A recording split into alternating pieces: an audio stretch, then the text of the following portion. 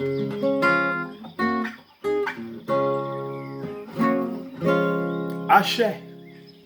and grand rising once again to you all, my very beautiful people. Yes, you my highly enriched melanin people, you the earth's original and organic humans. Remember that, aka my fellow Africans. It is I, the Mystic Philosopher, and yes, it is quite evident that I'm still here with you on this side of reality. And welcome back to the Mystic P is talking again on the 15 minutes with I, the Mystic Philosopher. And this is episode 64. I think the last time I made a mistake, the last episode, I said 64 when it was actually 63. I'm sure you figured that out already, especially you, my faithful listeners. The main topic of these series of talks is stress on the mind. I have to remind you, or more correctly, the impact that this thing called stress has on the thing that we humans call mind. And from I, the Mystic Philosopher's perspective, this solution to this problem, to this disease called stress, can or it may be found in and by understanding, understanding, and overstanding the want equation. And the want equation goes like this: want is equal to money, which is equal to stress, which is equal to unhappiness. And also by putting into practice the knowledge that can be gained from this profound equation. And the quote that I've been using and to illustrate my point is taken from the Adamic Race History and Holy Book in accordance to the 23rd Psalm. And I quote, "The Lord is my shepherd, I shall not want." Now, in some of my previous episodes, I ask, and I will ask again, that you please meditate on the want equation. Want is equal to money, equal to stress, equal to unhappiness for yourself, and see what you can or what you can derive from it for yourself. Yes, so you can learn from it. In other words, evaluate it for yourself and see if it makes any sense to you, and whatever sense it make, if it make good sense, and you can apply it, use it. If not, just discard it. In today's episode, episode 64, this is 64, I will answer another interesting and thought-provoking question and comment from another of my truth seekers and independent and analytical thinking listeners. And the question is as follows, and I quote, "The Mystic Philosopher, I heard you loud and clear when you say that almost all, if not all, of our problems and unhappiness are because of want, and that the fact that we want and are found wanting, and that want and wanting is a very destructive force that has robbed us and is robbing us of our natural birthright. And I heard you, and that if we are to gain experience, if we are to again experience a life of pleasure, we must stop wanting, and we shall not want, and that we should not want, nor should we be found wanting. I also heard all that you have said about the want equation, and have been evaluating it for myself, and must admit that it makes practical and logical sense. I have learned things about myself and my life that I honestly never knew or thought of before. However, I must also admit that I have found that to practice the command and commandment of not wanting, or I shall not want, is much easier said than done. I have noticed that the word want and all of its synonyms are so embedded in my conscious and subconscious mind, and that I am so influenced by it, that it seems impossible to not use it and to get rid of it. And so my question to you are as follows. What word must I use to replace the word want? How do I put this into practice? And how do I move from the paradigm of want and into the paradigm of pleasure in order to reap the benefits of the command and commandment, I shall not want? I look forward with much anticipation for your diligent response. Thank you." Unquote. Thanks very much, sir. Again, sir, madam. Thanks for your question and for the feedback. Please let me answer question 1 first. What word must I use to replace the word want? I hereby suggest that you use the word will. I, the Mystic Philosopher, hereby suggest that you use the word will. And by expressing and using the word will, you will, or rather your will be done. Your will be done, as opposed to your want or your want be done. Will is an affirmative and an affirmation. It expresses knowledge, it expresses confidence, and the inevitable future, as opposed to want, which will express indecisiveness. It will express indecisiveness. It expresses lack. It expresses ignorance. It expresses fear and doubts, etc., etc. Remember, it is also written in the Adamic Race History and Holy Book, quote, "Thy will be done on earth as it is in heaven." And all throughout the Adamic history and holy book, you will see the word will and the phrase the will of God mentioned over and over again, as opposed to the want of God. It is not what God wants, but what he will, or what God will.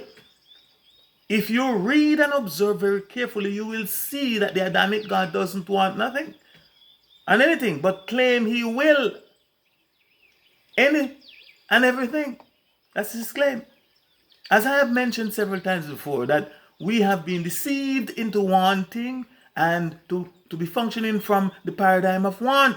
That's a deception upon us and our people. Will is to ask. It is an order as opposed to want, which is to beg. We talked about that in our last episode.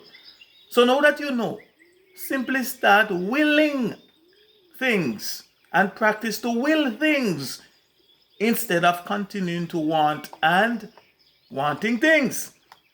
Now, the second part of the question, how do I put this into practice, and how do I move from the paradigm of wanting into the paradigm of pleasure in order to reap the benefits of the command and commandment, "I shall not want"? First, simply stop wanting.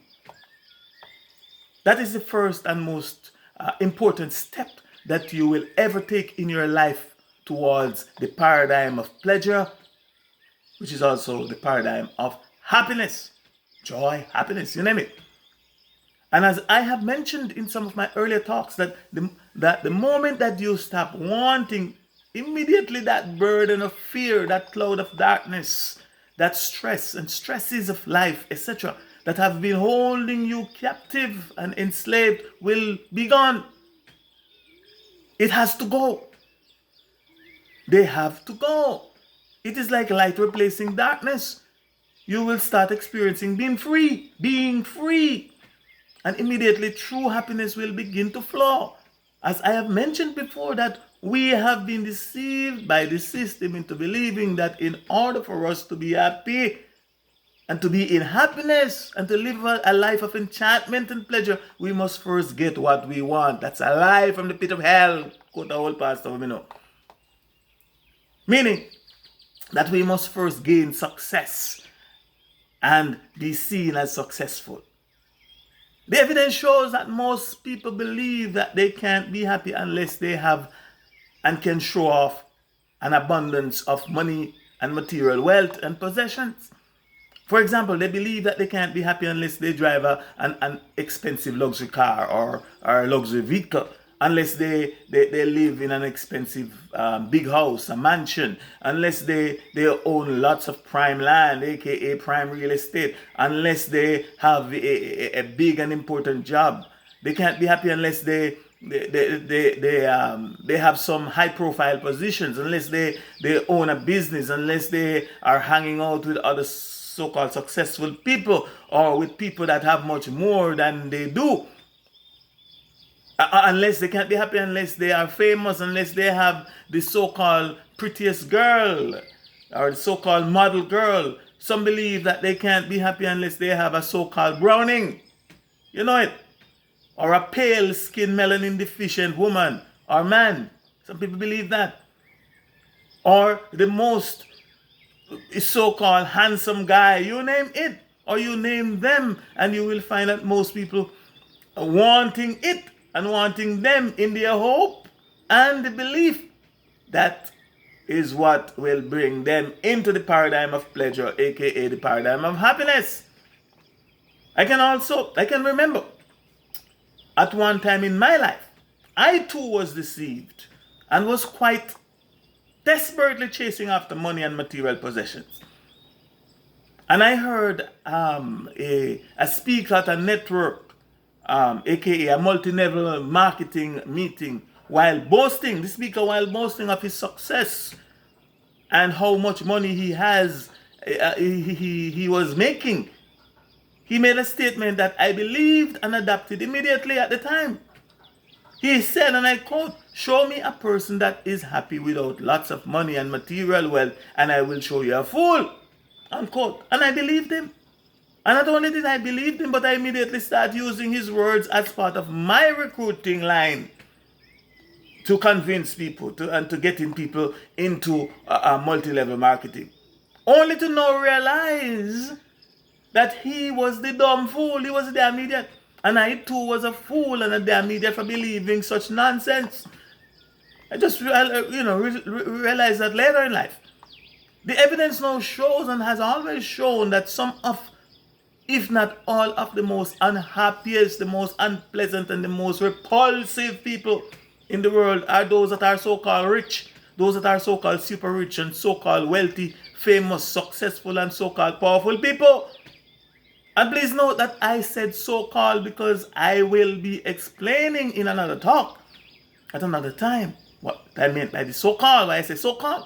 I also ask that you please listen to the true ticks, not lyrics. I don't write lyrics, I write true ticks in one of my messages in songs titled "Don't Envy the Rich" by the Mystic Philosopher. And support it too, so you can hear some more. And just for your information, this is not anything new up on the earth. Our most honorable ancestor knew all these facts hundreds of thousands, if not millions of years prior to the creation of and invasion of the Adamic race and races. And even according to the same Adamic race history and holy book, the character called Jesus Christ, aka Yeshua, also some 2,000 years or so ago, is alleged to have said that life, and which by now you know what life is, by now you know it means happiness and pleasure, it does not consist of the abundance of material possessions. In fact, please let me quote the verse directly from the book so that you may interpret the coded messages or the coded message that is in it for yourself. It is titled the Parable of the Rich Fool. And I quote, "Then he said to them, 'Watch out, be on your guard against all kinds of greed. Life does not consist in the abundance of possessions,'" unquote. And this is, I'm just read from the book called Luke, and verse 15 from the New International Version of the Adamic Race History and Holy Book. Now there is so much in this portion of scripture, that one thing that I just quote, that I would like to unpack, but time would not permit me to do so at this time. However, the main point that I ask that you take away from this quote is, watch out, be on your guard against all kinds of greed. Want cause you to be greedy. Because what? Life does not consist in the abundance of possessions. Unquote.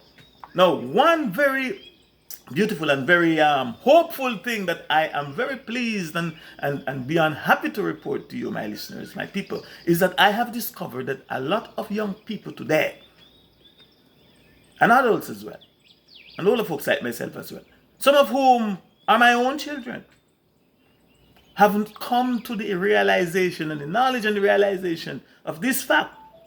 The fact that life does not consist in the abundance of possessions. And as a result, they are literally practicing this ideology and practical philosophy of living and full enjoying their lives with less material possessions. I must also admit that the first time I heard the term minimalism and minimalist was from one of my daughters, one of my own children. I was not even aware that their was a movement of enlightened people that were living like us. She told her mom and I that we were minimalist. I thought she was calling us cheap. And when I asked her to explain, and when she did, then I realized that she meant it as a compliment, and that it was indeed a compliment. And no doubt some of you, my listeners, might be asking the question, what is minimalism and who is a minimalist? Well, for your information, here is a quote from an article titled Minimalist Living. How can it benefit your life significantly? On a minimalist website called moneyunder30.com. And I quote, minimalism is all about living with less. This includes less financial burdens such as debt and unnecessary expenses. For many minimalists, the philosophy is about getting rid of excess stuff and living life based on experiences rather than worldly possessions. Unquote. Now, thus far for today, I realize I went over time. Thus far for today, I have to stop here. Thus far for today, I honestly think that I have given you, or at the very least, I honestly think that I may have given some of you, if not all of you, a lot more to think about and possibly a lot more to look forward to in my next episode, especially as it relates to stress, the seed called want, and the want equation, etc. And so, in the interest of time, I think I should just pause here for today and ask that you please join me if or when next I'm talking again, possibly in episode 65, where and when I will be talking and sharing with you my perspectives and insights on the magical, mystical, and metaphysical aspect of the word want, and the command and commandment you shall not want, and hopefully continue answering the question and giving more examples of how do I get rid of want and by extension stress. For I shall not want, you shall not want, we shall not want, and nor should you or nor should we be found wanting. In the meantime and between time, please let me again remind you, my beloved people, that yesterday's history, it too is dead and gone, no more to come back, but tomorrow is a mystery. It too may never come. Right? But today is a gift, which is why we call it the present day. And so I hereby implore you, I'm imploring you to live for the day. And by live, I mean to claim your natural birthright. And just in case you do not know, or you may have forgotten what that is, it is your happiness and full joy today. And let's hope for tomorrow, for it too may never come for you or for I. Thanks again for your time and thanks for listening. I am the Mystic Philosopher. Ashe, Ashe, Ashe, I Ashe.